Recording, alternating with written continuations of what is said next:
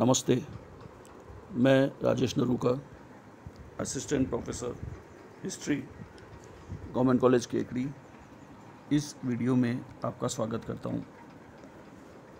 BA part second का first paper मध्यकालीन भारत का इतिहास के अंतर्गत सल्तनत काल के इतिहास के बारे में अध्ययन किया जाएगा। सल्तनत काल की स्थापना 1206 ईस्वी से मानी जाती है, जब कुतुबुद्दीन ऐबक प्रथम सुल्तान बना। 1206 से लेकर 1290 ईस्वी तक का काल तथाकथित गुलाम वंश का माना जाता है और 1290 ईस्वी में जलालुद्दीन खिलजी अगला सुल्तान बना।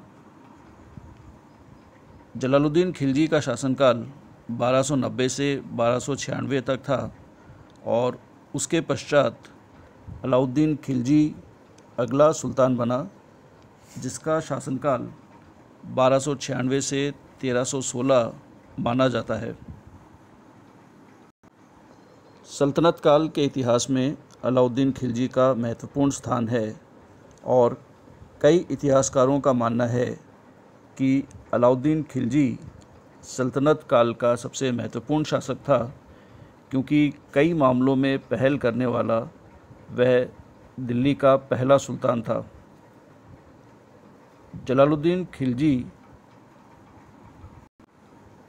सुल्तान बनने तक काफ़ी वृद्ध हो चुका था और इसीलिए अपनी प्रजा में वह अधिक लोकप्रिय नहीं था, और इसके विपरीत अलाउद्दीन प्रजा में अत्यधिक लोकप्रिय था। अलाउद्दीन अत्यधिक महत्वाकांक्षी था और स्वयं को सुल्तान बनाने के उद्देश्य से उसने 1296 में अपने चाचा और सुल्तान जलालुद्दीन की हत्या की और अगला सुल्तान बना। जलालुद्दीन के शासनकाल में ही अलाउद्दीन कई आक्रमण कर चुका था और दक्षिण भारत में देवगिरी से अत्यधिक धन संपदा लेकर काफ़ी शक्तिशाली हो चुका था। अलाउद्दीन जलालुद्दीन के भाई शिहाबुद्दीन का पुत्र था, जिसका जन्म 1266 ईस्वी में हुआ था। हालांकि अलाउद्दीन की उचित शिक्षा नहीं हो पाई थी, लेकिन फिर भी अस्त्र शस्त्र के संचालन में वह अत्यधिक प्रतिभावान था और इसीलिए सुल्तान जलालुद्दीन खिलजी ने उसे कड़ा मानिकपुर का सूबेदार नियुक्त किया। 1296 में ही उसने पुनः दक्षिण भारत पर आक्रमण किया और देवगिरी के शासक को पराजित कर अत्यधिक धन संपदा लेकर पुनः दिल्ली की ओर लौटा। जलालुद्दीन का वध कर वह अगला सुल्तान बना और उसके पश्चात उसने सबसे पहला कार्य यह किया कि दिल्ली पर उसने अपनी दावेदारी सुनिश्चित की और इसके पश्चात साम्राज्य विस्तार का कार्य किया। अलाउद्दीन खिलजी के विजयी अभियानों को दो भागों में बांटा जा सकता है: उत्तर भारत के अभियान और दक्षिण भारत के अभियान। मुख्यतः दक्षिण भारत के प्रदेशों को उसने जीता ज़रूर था, लेकिन उसने उन्हें स्वतंत्र रहने दिया और वहाँ से कर प्राप्त करते रहा और उनका अपने साम्राज्य में उसने उन्हें शामिल नहीं किया। जबकि उत्तरी भारत में उसने विभिन्न शासकों को पराजित कर साम्राज्य विस्तार का कार्य किया। गुजरात के प्रदेश पर कई आक्रमण किए जा चुके थे, लेकिन उसे जीतने में सुल्तान को कोई स्थायी सफलता प्राप्त नहीं हो पाई थी।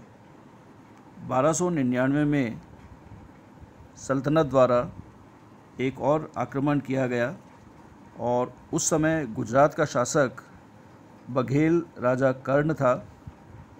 अलाउद्दीन ने अपने 2 प्रमुख सेना नायकों को इस आक्रमण के लिए भेजा, जिसके पश्चात कर्ण युद्ध में पराजित हुआ और देवगिरी के राजा रामचंद्र देव के यहाँ पर उसने आश्रय लिया।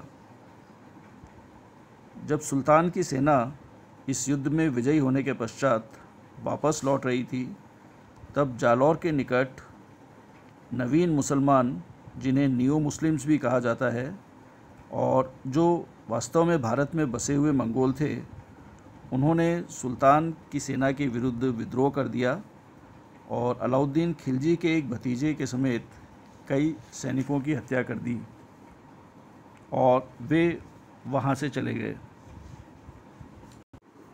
इस प्रकार गुजरात के प्रदेश को जीतकर सल्तनत साम्राज्य में मिला लिया गया। इसके पश्चात 1301 में अलाउद्दीन का अगला अभियान रणथंभौर विजय का था। रणथंभौर पर उस समय राणा हमीर देव का शासन था और सुल्तान से युद्ध के लिए मुख्यतः 3 कारणों को उत्तरदायी माना जाता है। गुजरात विजय के पश्चात जो न्यू मुस्लिम्स अलग अलग स्थानों पर गए थे, उनमें से कुछ शरण लेने के लिए हमीर देव के यहाँ पहुँचे और उन्हें रणथंभौर में शरण दी गई और अलाउद्दीन चाहता था कि इन्हें वापस सुल्तान को सौंपा जाए, जिसके लिए हमीर देव तैयार नहीं था। इसके अलावा रणथंभौर का दुर्ग राजस्थान के ऐसे दुर्गों में शामिल था जहां पर पहले तुर्कों की सैनिक चौकी रह चुकी थी और इसीलिए भी अलाउद्दीन इसे पुनः अपने साम्राज्य में शामिल करना चाहता था। रणथंभौर का सामरिक महत्व अत्यधिक था क्योंकि यह दिल्ली से अधिक दूर नहीं था और भारत के शक्तिशाली दुर्गों में से था। इसीलिए किसी भी विद्रोह के समय अलाउद्दीन को यहाँ से खतरा हो सकता था और इन्हीं कारणों से प्रेरित होकर अलाउद्दीन ने रणथंभौर को विजयी करने का उद्देश्य बनाया। अलाउद्दीन ने अपनी शाही सेना रणथंभौर विजय के लिए भेजी, लेकिन उसे कोई अधिक सफलता नहीं मिल पाई। तब अलाउद्दीन खिलजी स्वयं रणथंभौर अभियान के लिए दिल्ली से चला और उसने रणथंभौर किले को घेर लिया, लेकिन एक लंबे समय तक, लगभग 1 वर्ष के समय तक घेरा डालने के पश्चात भी उसे कोई अधिक सफलता नहीं मिली और इसी बीच दिल्ली में भी स्थिति को संभालने के लिए उसे कई परेशानियों का सामना करना पड़ा और स्थितियों को नियंत्रित करने के लिए उसे अपनी सेना को दिल्ली भी भेजना पड़ा। जब लंबे समय तक रणथंभौर के विरुद्ध अलाउद्दीन को कोई विशेष सफलता नहीं मिली, तब उसने राणा हमीर देव के प्रधानमंत्री रनमल को अपनी तरफ मिला लिया और उसकी सहायता से रणथंभौर के दुर्ग पर आक्रमण किया। इस आक्रमण में हमीर देव की पराजय हुई और वह वीर गति को प्राप्त हुआ, जिसके पश्चात रणथंभौर के किले में स्त्रियों ने जौहर किया। इस प्रकार रणथंभौर को सल्तनत साम्राज्य में मिला लिया गया। इसके पश्चात राजपूताना के अन्य क्षेत्रों में चित्तौड़, मालवा, सिवाना और जालौर को भी सल्तनत साम्राज्य में मिलाया गया, जिनमें से अलाउद्दीन की चित्तौड़ विजय अत्यधिक महत्वपूर्ण मानी जाती है और जिसके बारे में कई सारे ऐतिहासिक तथ्य ऐसे हैं जो अभी भी प्रामाणिक नहीं माने जा सकते, लेकिन अलाउद्दीन खिलजी की चित्तौड़ विजय का भी विशेष महत्व है। चित्तौड़, मालवा, सिवाना और जालौर के विजयी अभियानों को अगली वीडियो में बताया जाएगा।